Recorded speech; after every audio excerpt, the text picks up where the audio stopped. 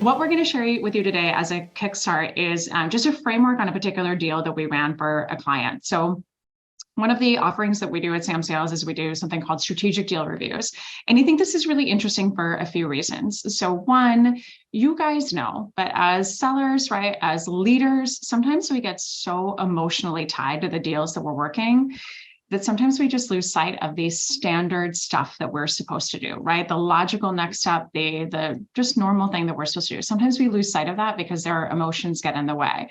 And with that in mind, right, when we do our strategic deal reviews, basically take a leader, we take a rep, and then we pull one massive deal apart. So 400K could be massive for somebody, 5 million could be massive for somebody else, right? But in this context, it was a $400,000 deal brought to the table and started to pull it apart.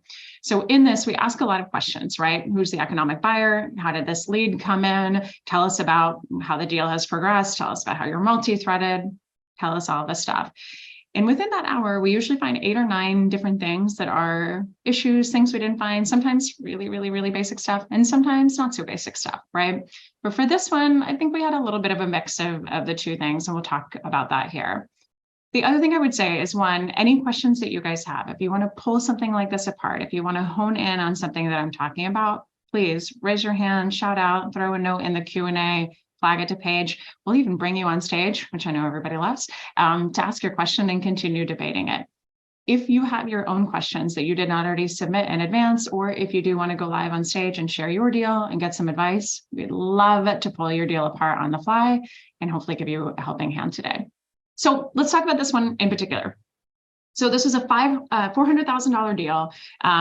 Couple of quick details here that you can see in front of you. One, it was the first time a deal was being done with a Fortune 10 company, a really, really, really big company with a ton of revenue and a lot of bureaucratic buying issues you have to go through. The SVP was the main economic buyer. We'll call her Susan. The date of when we were doing this deal was November 5th. This was last year.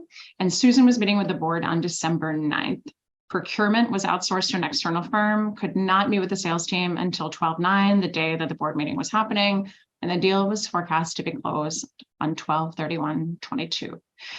Now, as I'm reading this, you guys are probably like, ooh, right? You already know the holes that are here, but let's talk through a couple of them if you're like, sounds good to me, and you don't see the issues here. So number one, a $400,000 deal with a Fortune 10 company. While that might be a massive deal to the person that's running the deal, it is nowhere near a big deal for that kind of organization.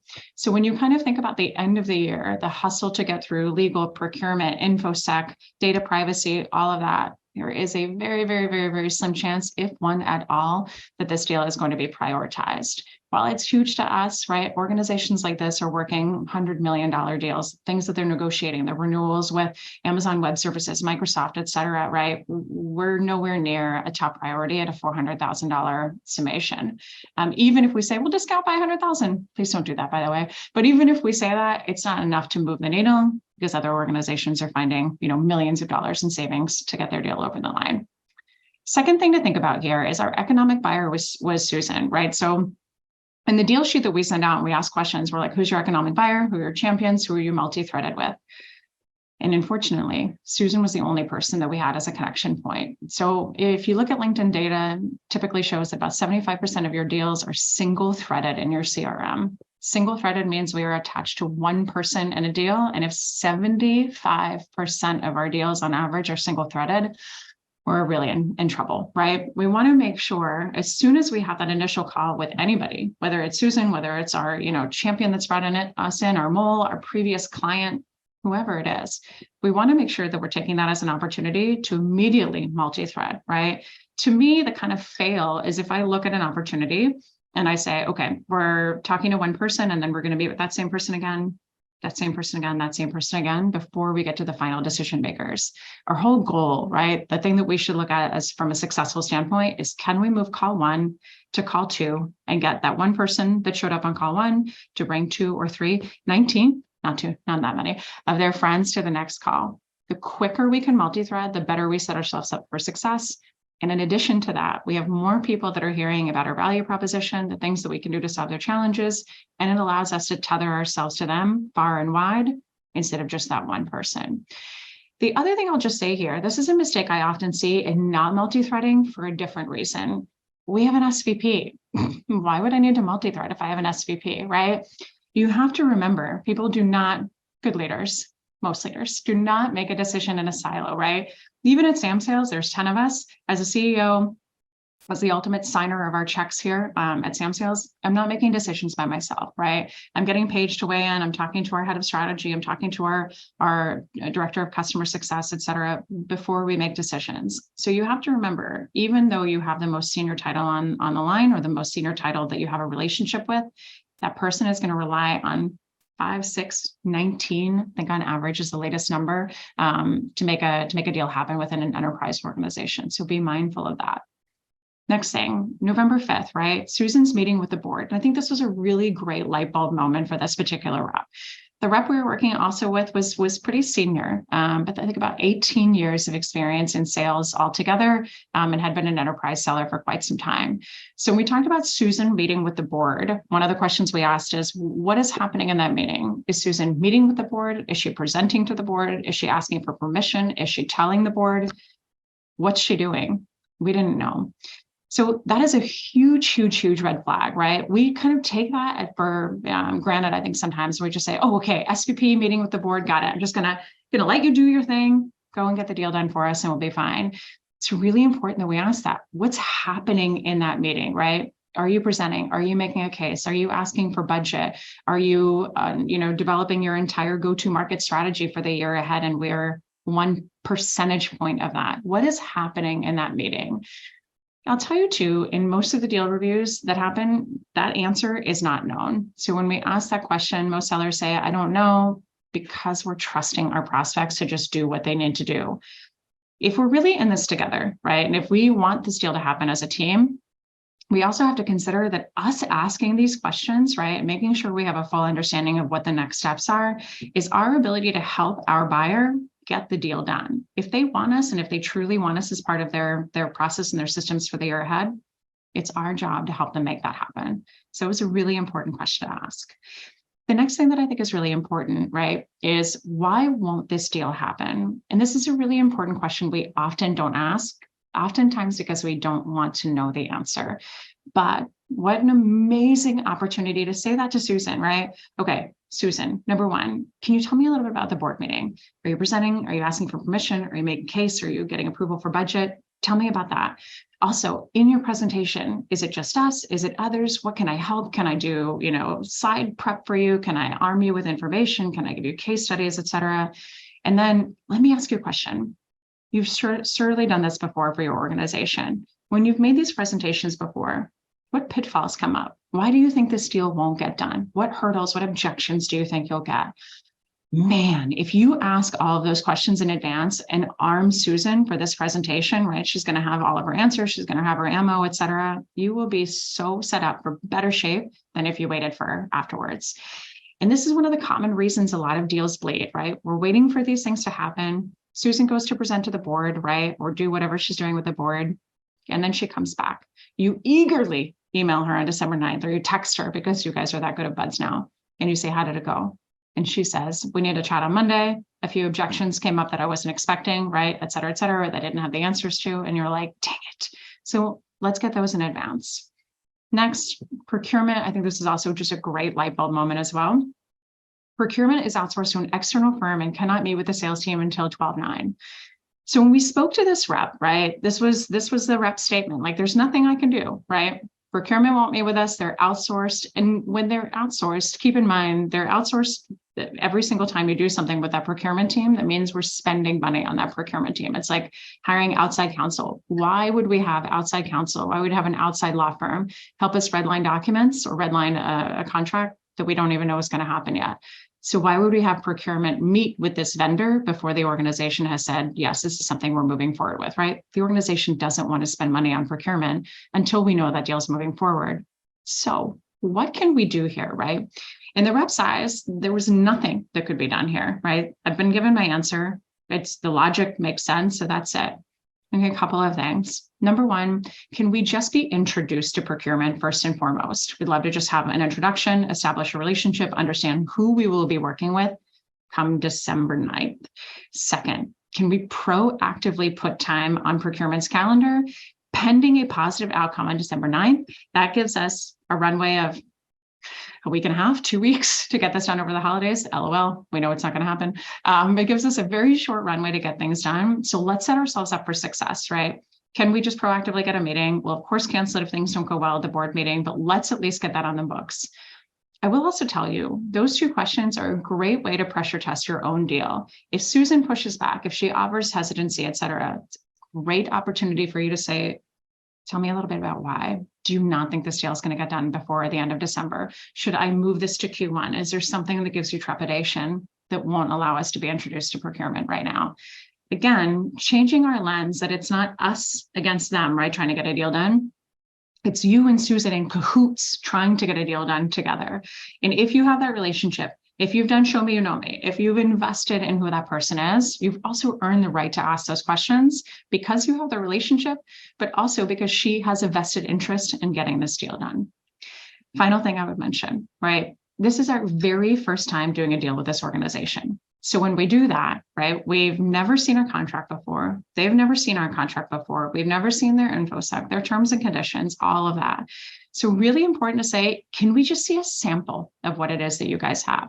Do you have a recent deal, terms and conditions that you redline? Do you have 5 or 6 or 9 things that you know always come up that are non-negotiables? Can we have a look at that? Can I go ahead and proactively send that to our legal team to review? Can I have them incorporate those terms in our agreement or in our InfoSec docs, et cetera?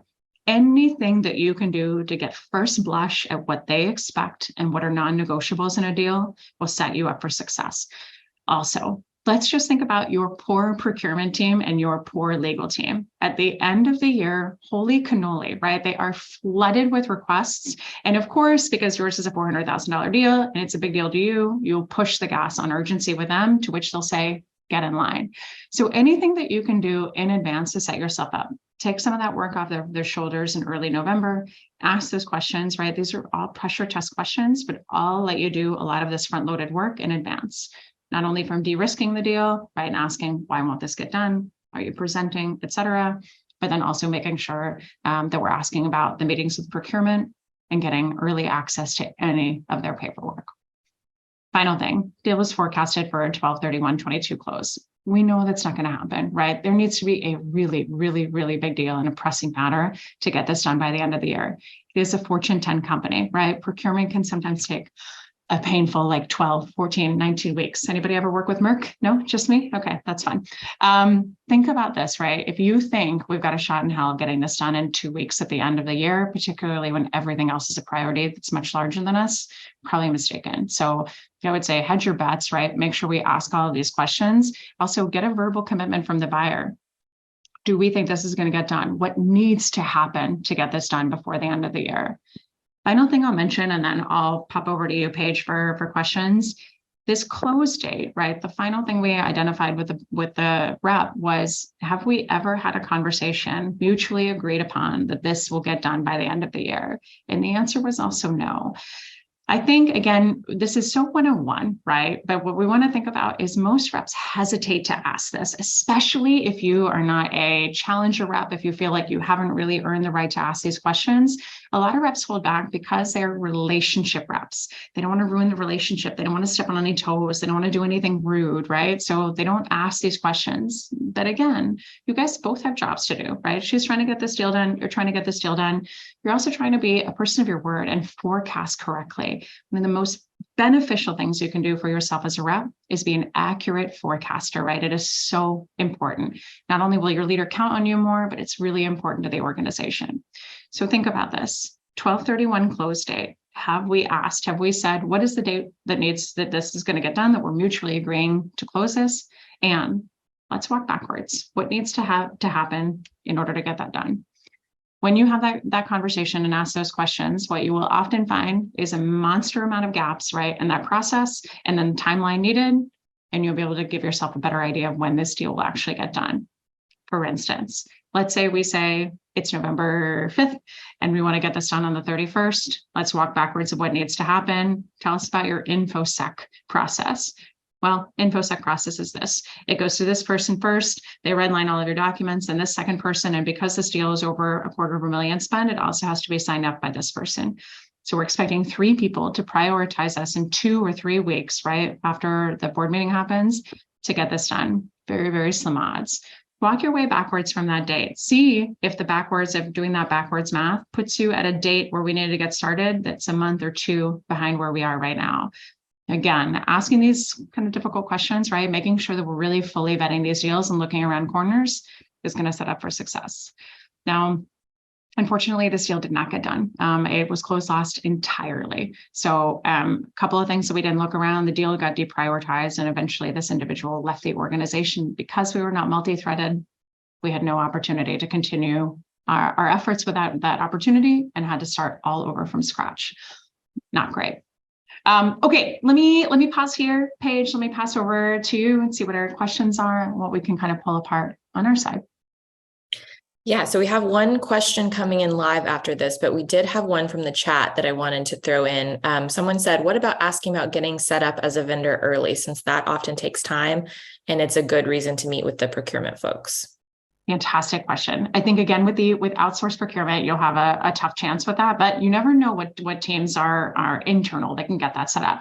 I think all of those questions, right, are super fair. Again, if you have the relationship, if you've proven value, if we know that this has really steady legs as an opportunity, you're in good shape to ask those questions. Well, procurement, right, might run so much of that deal process, setting you up as a vendor, right? Getting financials done, making sure, even doing background checks on, checking your Dun Bradstreet score, things like that, could be things that are all internally done instead of through external procurement. So worst answer you're going to get is no, it's attached to our procurement. And again, you can still ask those other questions that we talked about.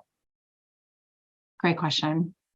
We'll move on maybe to our next question, Paige. Anything else that we have that popped up in the chat or pre-call? Yeah, okay. So we'll move on to another one while Mateo gets that set up. I've been working a deal for some time and I'm now being asked for references. My boss isn't a great communicator and I always feel like I'm bothering him when I ask for help. So I'm trepidatious to even ask and to know what the right next step is. Oof. Okay, so just a couple of quick things. We'll maybe address your boss first. I think one, unfortunate that you have that set up.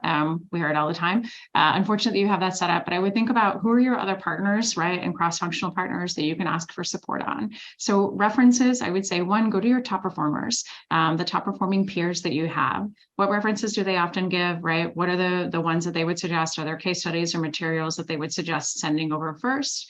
The second thing I would say is work directly with your marketing team. So you must have somebody on your marketing team. Can be a variety of titles depending on your size, large or small, but ask them and say, what's our resource, our referral, our reference point process, right? So sometimes you've got a process where you fill out a form, you make the request, you talk about the space and the vertical the client is in, et cetera, and then the size of the deal.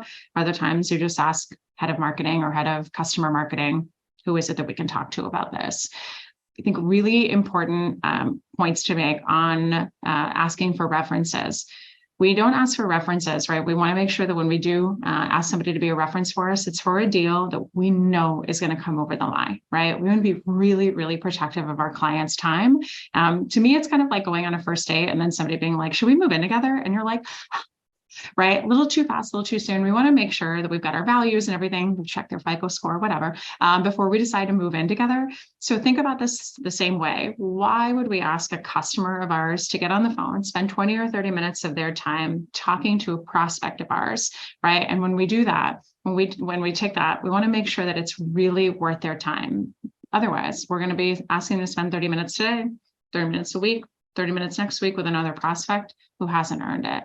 So to me, when you get that question, I'd make sure it's a final point of the sales process. Is everything else agreed to?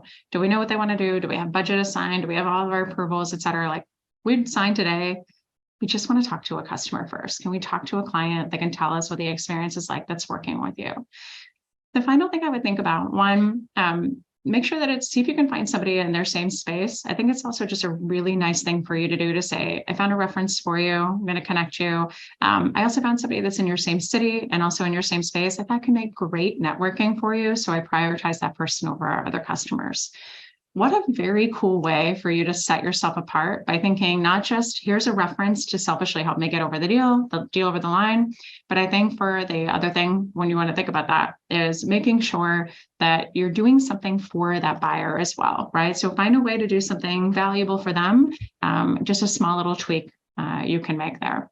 So again, just make sure, I think references are great. Find another partner to go to. Make sure that the deal is qualified. And this is really your final checkpoint. Do not do it prematurely. We lost Mateo, but perhaps he has typed in his question. Yes, he did. I moved him back to an attendee because he was only hearing himself talk, which he said was very annoying. I feel that way every day. Go on. Okay, so here's his question. Multi-threading. Big believer of this. It is crucial for us as the issue pain we solve benefits several stakeholders beyond HR, COO, CFO, and VP of sales. We approach multi-threading from the prospecting phase. How do you prevent one stakeholder from monopolizing the relationship and preventing you from talking to the other execs? We find sometimes we ask them to multi-thread with their colleagues, but they push back. Cool. I think great question. I think multi-threading is a tricky subject to begin with. And I think for a lot of us who haven't done it before, it can be uncomfortable, right? Like you've met with one person, you've met with a key stakeholder, and now it's kind of, if we multi-thread, we're kind of saying, well, we don't want to just talk to you. We want to talk to the other people that are going to make decisions or the other people that have budgets. But I would think about this in a couple of different ways.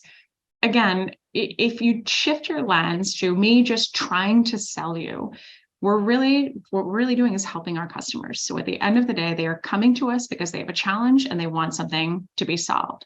So if we're doing that, and if we shift our lens to say, how can I help you, right? I know that there are other stakeholders that are going to be involved. I know there's other people that would benefit from this in your organization. I know there's other people that are going to want to see this before deciding if it's a right fit for you. How can we help you get those people aligned with us? How can we get those people to get exposure to our technology, our services, our products? What's the best next step from your perspective? What we advocate for is at the end of your discovery call, this is where this starts, right? So we call this something at SamSales called double the quantity, double the quality. So when I think about this, right, if I'm talking to Paige, right, and let's say I'm selling to SamSales, I'm talking to Paige, our head of marketing. She's like, oh my gosh, I love what you do. This sounds great. Can we meet again to get a demo of the platform? Yes, but I don't want to just meet with Paige. So I want to think, how do I double the quantity? How do I get Paige and one of her peers? Or how do I double the quality? How do I get Paige and then a higher title above Paige? So how do I get one of the VPs of SamSales? How do I get Sam on the phone? How do I do that? So even if you think about how to multi-thread at the end of those calls, those first calls, saying something simply like, absolutely, I'm going to put something together, I'm going to create a bespoke demo for you guys, talk about how what we've talked about today can specifically solve some of the challenges you talked about. Tell me who else would benefit from this, right? We typically talk to COOs, CFOs, whatever buyer persona you have. In fact, we recently did a deal where we started talking to your title, right? But then we also started, brought in the whoever it is, name another buyer persona. Who else do you think would benefit from this internally at you guys, at your company, or who else do you think would want to be a part of this process before deciding if it's right for you? I think when you shift that language, also, you're making it much more buyer centric. It's not about yourself. It's how do I help you? You seem to like us, so let's figure out how to do this quickly. The other thing that I would say, as long as you've had a chance to meet those other individuals, right? So if you've had a chance to meet 4 people, but then let's say that one individual pushes back and says like, oh, you'll only work with me from now on. And you're like, oh. A couple of things that I think are important. If the deal warrants it, start to bring in people on your side. So multi-threading isn't just Sam to our buyers. It is Sam plus 2 or 3 people at SamSales to our buyers. So how do I bring in our VP of sales? How do I bring in our head of enablement strategy? How do I bring in our head of partnerships, right? To say, here's how we can help you. Here are the things that we can do, yada, yada. And then let everybody build their own relationships. That's the one thing. Multi-threading is a two-way street. It's not just one seller outwards. Just quick note on this. Depending on the size of the deal that you're working, consider also that you might want to bring in the head of your account manager, right? Or the account management. You might also want to bring in somebody that's going to be in onboarding and implementation in tech support of some kind if they're going to do something highly technical. Start to bring in those people as well as the deal progresses, if the deal is worth it from the revenue perspective, so that everybody can start to multi-thread. The second thing to keep in mind is when you do that, right? If I brought in my leader, or if I brought in my leader's leader, if I brought in the head of account management to say, here's who you're going to work with when you come on board with us. Now, if people go silent, I can have those people multi-thread and ping other people. I can also say, hey, head of account management, I'm struggling with this one gatekeeper that I have. Can you do me a favor? Since you got on and you met with these two other people, I have this great article that I think would be helpful to them. Can you send this to them? I've written the email for you, send it along. Hopefully those two people will be like, cool, thanks. Hey, how are things moving with our deal? And you can be like, oh, I don't know, I'm CCing Sam in. And then I'll be like, oh, I'm going to CC our contact in as well.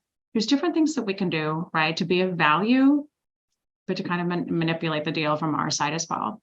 Final thing, make sure you connect with everybody on LinkedIn. Any person that you meet as part of your meeting, whether they are wildly active or there's a tumbleweed going across their profile, make sure you connect with them on LinkedIn. I would connect with them in advance of any meetings you have. And it's very simple.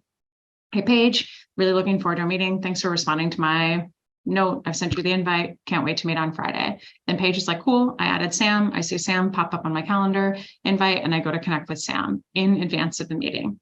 Context is key there too. Just make sure you say, hey, Sam, I saw Paige added you to our meeting invite on Friday. Really looking forward to seeing how XYZ company can help your company. Looking forward to the call. Thought I would say hello here. Make sure that person knows who you are, who invited them to a meeting, what the hell the meeting is about. Otherwise, they'll be like, who the hell is this? I think that's all I had to say there.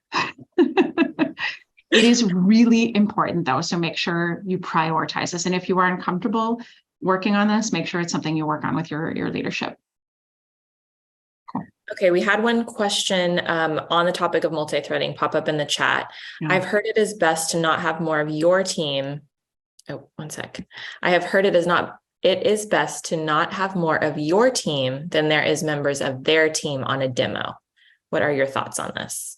I think there's a balance to this, right? So we've all seen or heard about these cases where, two people are going to meet with us and then we come in, for an on-site meeting and we bring an army of our own people and the two people are like, what the hell is happening? I'm very overwhelmed. So I think it's a balance. We want to make sure that the individuals on the call have a true purpose to actually impact the call. Some of the calls that we listen to, we do a ton of Gong and Course and et cetera, call recordings. We listen to that and train on them at samsales. And sometimes we will have two people on and we have 7 other people on, the solutions engineer, the head, the account manager, the rep, the BDR. And you're like, sweet baby Jesus. Sorry, shouldn't say that on Good Friday, should I? Anyhow, we want to make sure there's balance. So if you're bringing 2 or 3 people, or let's say you're meeting with 2 people and there's 4 on your side, make sure there is a very good, very valid reason for them to be there. Make sure they also participate. I think just on the note of multi-threading, there's great Gong data actually that shows that the more people you have on their side of the table, the better your call is. I think the only drawback is on the first call. If you have 4 people on their side, you have a slight decrease in win rate. But if you can get 2 or 3 people on the first call, 3 or 4 people on the next call and so forth, you continue to increase your win rates. I want you to think about this too. If you are doing anything on social selling, which if you are a follower of mine, you should be, shame on you if you're not. But if you're doing social selling, think about how that can also impact how you continue to stay in touch with those people. The whole idea of social selling and everything and nurturing that we are doing is we're trying to stay top of mind every single day, right? Top of mind all day, every day without being annoying. So if I have a meeting with you today, if I then send you an email, later today to say thanks, send you an email on Monday with what I promised. On Tuesday, I comment on your LinkedIn. On Wednesday, you see my post on LinkedIn. On Thursday, I send you another email. You are thinking about me all the time, like you already do. No. And hopefully I'm not being annoying. If you do that, if you multi-thread and if you have relationships with a bunch of people at a buyer, right, you can comment on their things on LinkedIn. You can comment on the things that they're commenting on LinkedIn.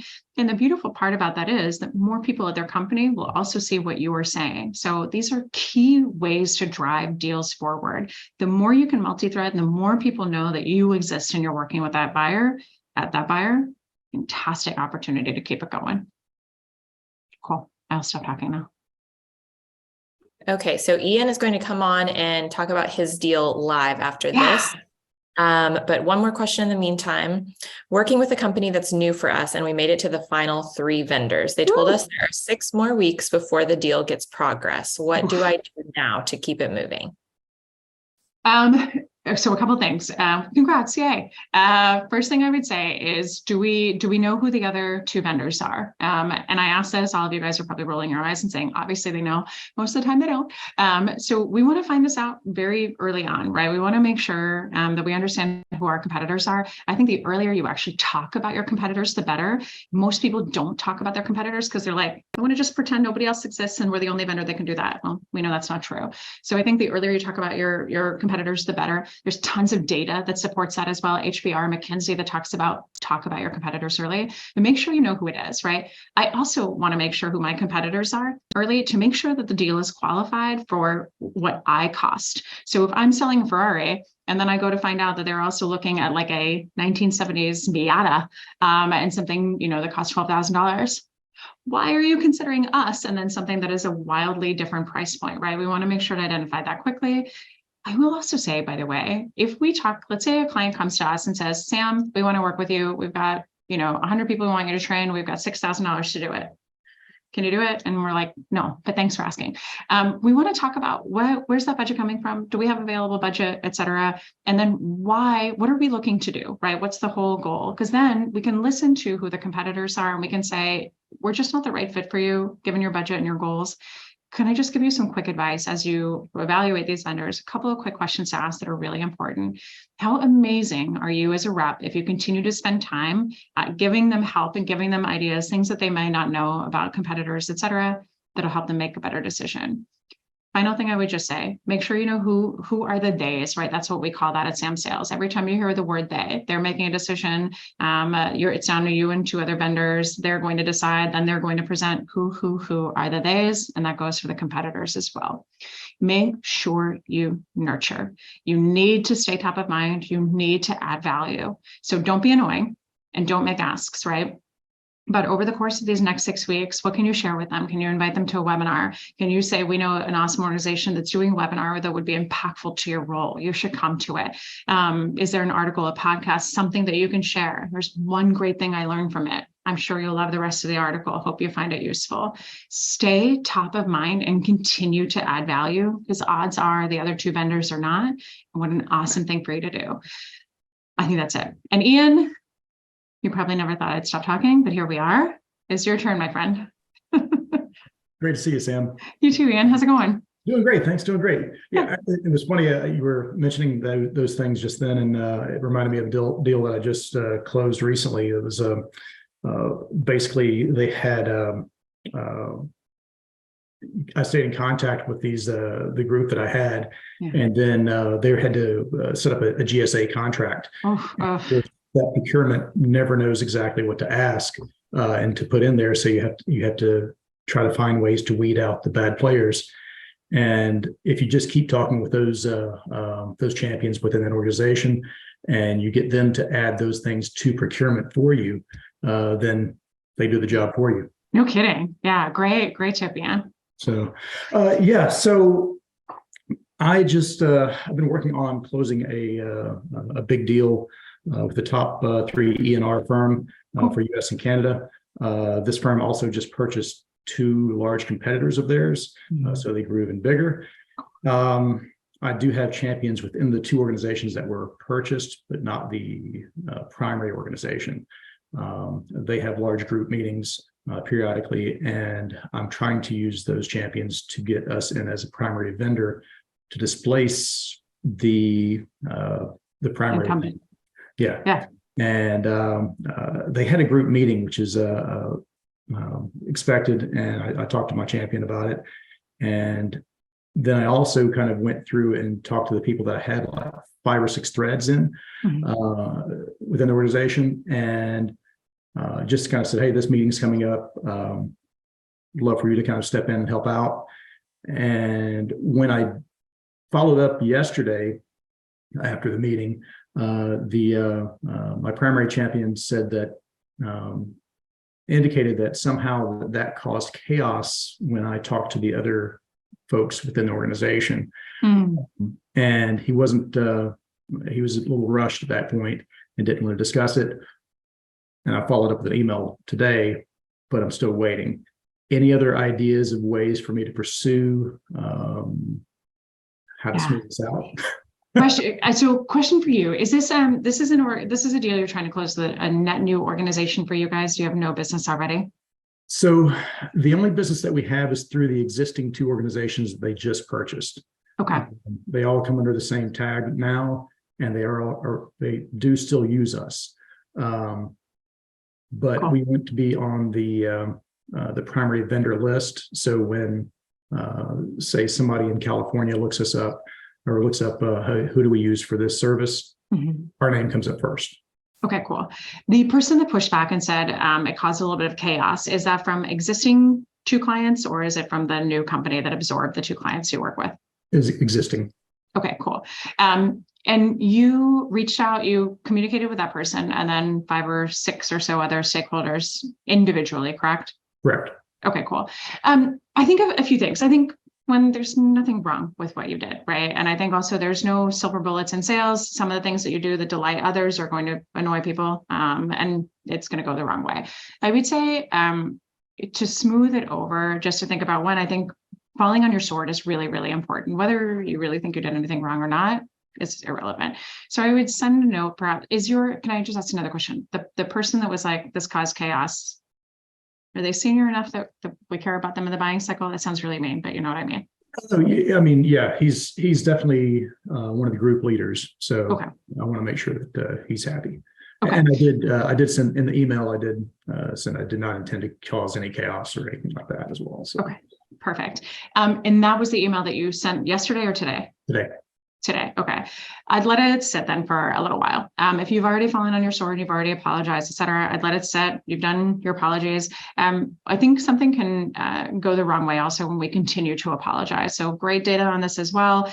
People expect you to apologize twice and then move the hell on. If the person continues to apologize, you're like, oh my God, can we just get over it and move on? I would say the other 5 or 6 people, is there anyone there that you have a really positive relationship with, or like an insider track with?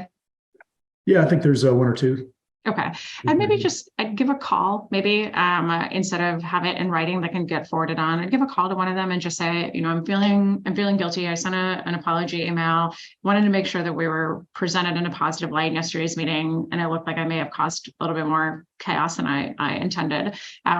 What's your advice on next steps, right? How can I smooth things over with the top person you annoyed, and what can I do next? After that, I would just give it a little bit of breathing room, and then I would try to do what you can to spark conversations again. Let me just ask you, the meeting that happened yesterday, what was the point of that in terms of how you guys were included? The point was to, I guess, vet us, I guess, and see if we would be a good fit to have a greater role within the company, the larger company. So. Okay. And the person that was annoyed said, you caused a little bit more chaos, but then what? Any next steps or any direction of what to do otherwise?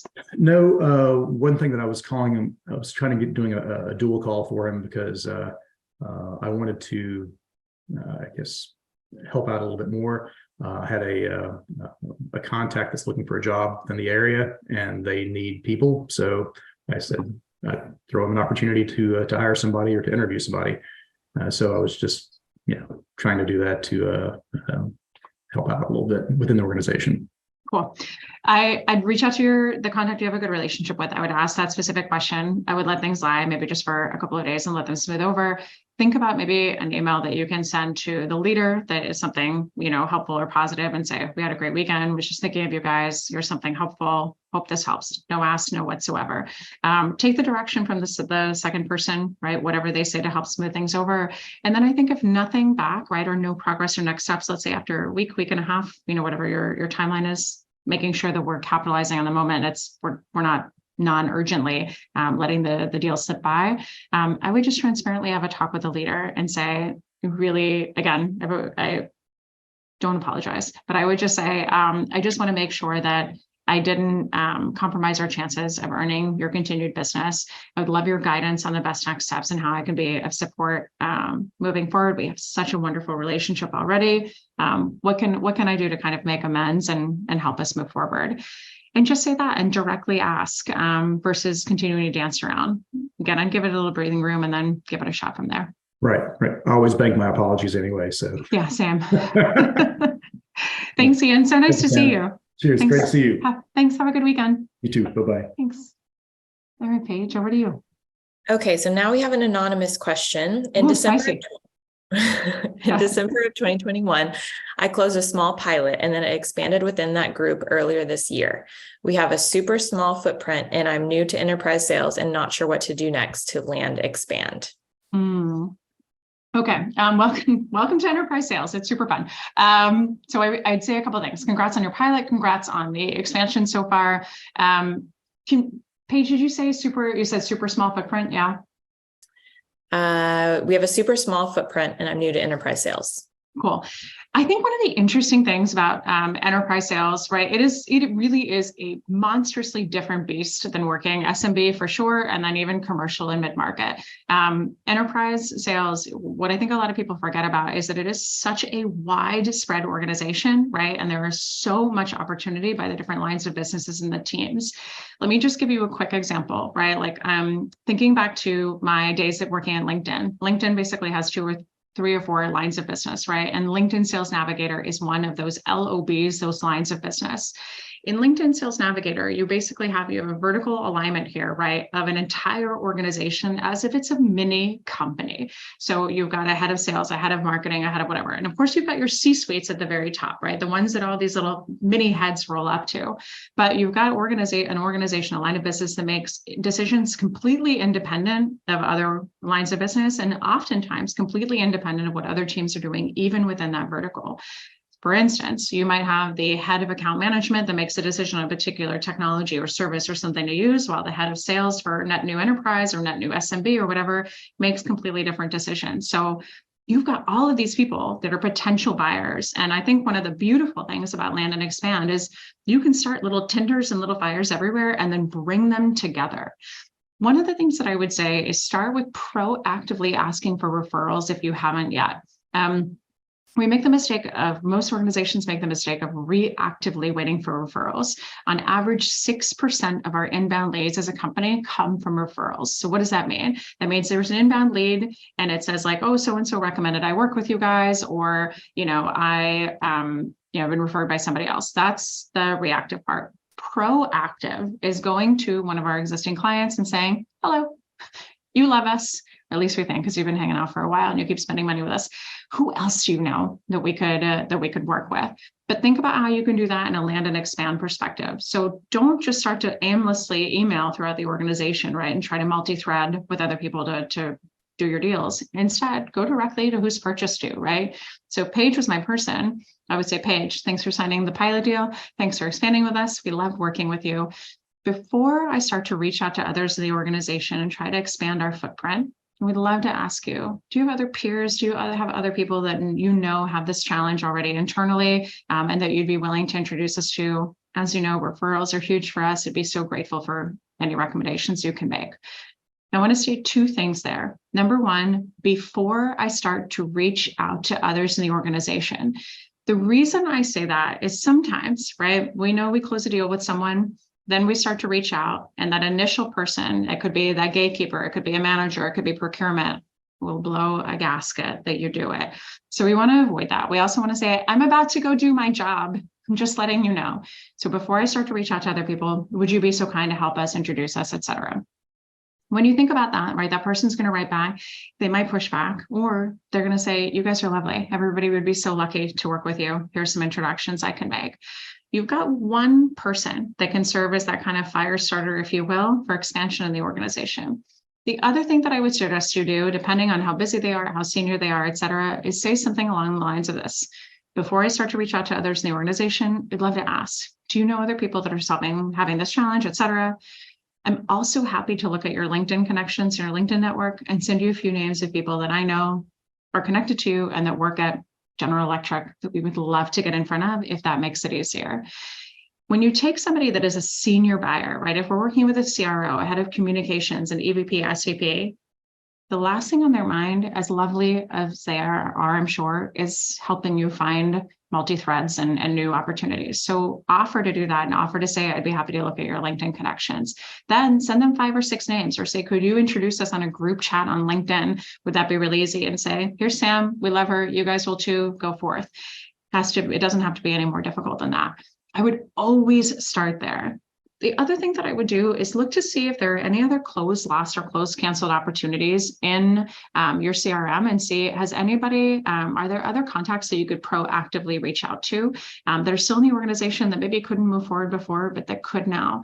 If they're not in the organization anymore, where did they go? And is it in your book of business? And can you reach out to them there? Or can you do a solid for somebody else in your team and say, hey, somebody moved jobs, you should reach out to them. Final thing. On this note, I would say, when whoever it is that's done business with you, if they're offering to make introductions, that's great. And then I would say, we're going to keep reaching out, right, and map out your whole account and hopefully continue to expand. Is it okay if I use your name? Do you mind if I reference your name in the subject line? Do you mind if I tell them that we work with you? Just getting permission. I'm more of a ask for forgiveness and do it first person, except when it comes to that stuff, right? People can be really touchy about their relationships, their privacy, their keeping their name out of stuff. So always like to ask for permission first when it comes to that, and then go forth, right?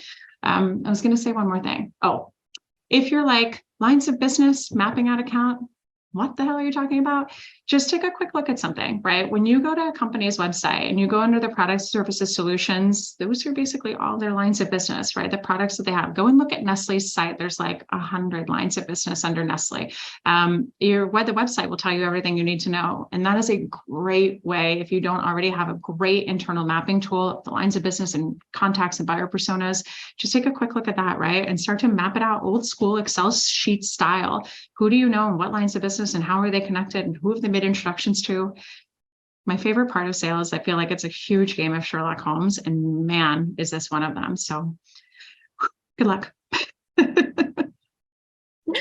Okay, we had one come in from the chat. Along the enterprise sales train, if you're working with a number of small teams within a larger org and it ends up flagging procurement's attention, who are open to expanding and open up access to other groups, so it's more cost effective, what would you recommend bringing to the table with procurement so the decision is made very easy for them to evaluate you as the right tool for this expansion? For example, suggesting an MSA right off the bat could be overwhelming. What other items can be addressed early? I think great. First of all, if you get that, holy hell, 3 cheers. I think getting access to procurement and getting procurement to say, we'd love to talk to you about how we can do this in a bigger, better way or more economical way across our groups is great. The thing that I would say is when you have your conversation with procurement's driven in the same way that we're driven in sales, right? They have a number to hit, they have a discount threshold to hit, and you coming forward and saying it's going to cost you $1 million and then them getting a deal for $6 is their ultimate win, right? However, procurement's also coming to you for other things and other challenges they've had with vendors. So the first place I would start is tell me a little bit about what would interest you in working with us, challenges you've had before, things that make your lives easier in procurement, like how, before we even talk about how we can help your teams with our products and our solutions, can you tell us about how we can help you specifically as people in procurement? What are your existing challenges with the vendors you work now? The fact, by the way, that you treat procurement as humans versus just a means to an end to get your deal signed and the larger commitment for an MSA or SOW will surprise them. So great way to be different, but you're going to hear other things, right? There will then also be levers for you to pull in the negotiation process. So thinking about, if they say like we have a terrible accuracy in our billing, the team that we talk to now continues to reach out to a bunch of people and it makes huge issues for us. We have customer service issues that always come back to us. We have inaccuracies in this, whatever. They're going to give you hopefully information if you come forward to say, we want to help you first as a procurement organization before we even think about helping the rest of your teams. The other thing is I would ask them, what makes your life easier? How do we speed up a deal here? What do you need from us? Those little fires that you have, those little tinders in a group is such a smart way, by the way, again, to bridge a larger deal. And I would just say one quick kind of caveat to this. When you're selling to an enterprise organization, I'm going to actually say 2 caveats to this. Number one, remember, one of my favorite reps, Jason, I don't think he's on the line right now. One of my favorite old reps, Jason, came to me once and I was like, how are things going with FedEx? And he's like, yeah, their head of marketing said that they're not making any changes right now. So we have no opportunity. And I'm like, cool. What do their other 400 heads of marketing say? And he's like, what do you mean? So don't forget, right, that there are so many titles in an organization that size to sell to. The second thing I would say is, let's say you talk to that head of marketing, 1 of 400, and they say, hey, we'd love to talk to you, but not for 90 days. This is the most awesome time for you to say, great, I'm going to proactively schedule the time with you, do whatever you want, set that meeting up for 90 days. But you've got a tiny little wedge. You've got a foot in the door right now. So if you start to think about, I'm going to prioritize this account and I'm going to try to get as many of these little meetings as I possibly can in this next 90 days, so that by the time I meet with this great buyer, I can say, by the way, I've spoken to 6 of your colleagues. There's interest here. We can do something to support them here, et cetera. I have some data and some ammo on how we could probably help you as well. But tell me first about your team, your challenges, et cetera. We'd love to hear from you first. When you've got that, right, maybe your solution for one team is $30,000 and 30 and 30 and 30. But if you can do a larger deal for a longer term and sign it quicker at this point, maybe you can make it 25 and 25 and 25 for everybody, right? So you now have an opportunity for the organization as a whole, for procurement as a whole, to spend less money. And also for that one team that was going to spend 30 grand on this to now spend 25. Why is this even better right now? Because we have a really tough economic climate for a lot of companies. And the number one thing that everybody is saying is do way more with way less. So super smart way you can take that foot in the door, not wait 90 days, but continue, this little dancing, to continue to build those fires early. Cool. Okay, time for one more page. Yes. Okay. One person asked, how do you create a sense of urgency at the beginning of the quarter rather than the end? Oh, I wonder if whoever asked that, if you can pipe up in the Q&A, curious on if it is net new or if it is a renewal. I'm thinking it's maybe a renewal, and that you've got your renewal coming up, let's say at the end of Q2 or Q4 or whatever everybody is in right now. I would say urgency does start early. So 2 things. Why is it important? Why do they need to change? Why is urgency a big deal? Let me give you just a quick example. We talk about, at samsales, we do sequence writing. So companies hire us all the time to write all their sequences that go out in outreach, sales opt, et cetera. So that's something we need to change. Why do they need to change it right now, right? Maybe they want to talk to us at the end of the year and start to do it in their end and start to do it in July. So this is where our opportunity comes to talk about our value, right? And the impact that we make to an organization. So the thing that I would say there is thinking every single day that you wait to get this started means that all of your BDRs and all of your AEs are using the existing sequences that we know are not great. And not only are they not getting opened and they're not getting replied, but every single email that buyer gets is tarnishing your brand and the odds of them responding and seeing you in a positive light and taking a meeting. This is really urgent. That's our job as sellers, to make sure we know that so what, that pain point, and not assume that the buyer knows it. So I think that's important. Number 2, thinking about urgency early, right? And the quarter versus end of the quarter. Again, it starts with those initial conversations, but I see this happen a lot with account managers. So with account managers, we might have a renewal that's going to come in. Let's say we have it forecasted, let's just say for July 30 or June 31st, right? And then let's just say we're on Microsoft schedule and that's the end of our year. With that in mind, we might be right now and being like, okay, what do I do? Do I offer them a discount? What should I do? A few things. One, what relationship do we have with that buyer? And I say that because almost every time I ask this to the account managers that we've worked with in the past, the answer is, what do you mean? And I'm like, what do you mean? So show me you know me. Do you know the buyers professionally and personally? Second, can we just make that ask? Can we simply say, I know that our renewal is due at the end of the month or at the end of the quarter. I think we probably both want this off of our plates before 4th of July and all that mess and the end of the quarter rush happens. Like anything I can do to help get this done sooner, anything that we can do to partner, anything that I could do for you above and beyond, white glove service, an extra, QBR, whatever it is. Think about what helps them outside of money. Can I introduce you to somebody? Can I connect you with somebody? Could I help, get you visibility on our customer advisory board? These people, especially the signers of this, aren't always motivated by the economics of the deal. They're motivated by more, just like we are. Sometimes we're motivated by case studies, by introductions, by referrals, et cetera. So start to think about that. The other thing I would say is reflect on your last QBR with that client, right? In terms of, again, if this is account management and a renewal, was it positive? Did you get a positive sign? Do we know that this is renewing and moving forward? If not, really important. I would also start these conversations for the renewals like 6 months in advance. So around that 6-month point, how's it going? Well, I would check in way earlier than 6 months, obviously, but make sure, how's it going? How have things changed? Discovery is never done. What do you guys need now? How are things evolving? Do you have an acquisition? Have you brought in new team members, right? How can we support you, right? You've got your contract signed for the next 6 months, but what can we be thinking about today to prepare you for your renewal, subject close, in 6 months? How can we support you there, right? I think the thing to think about, the most important thing, is having these conversations transparently, actively, and early.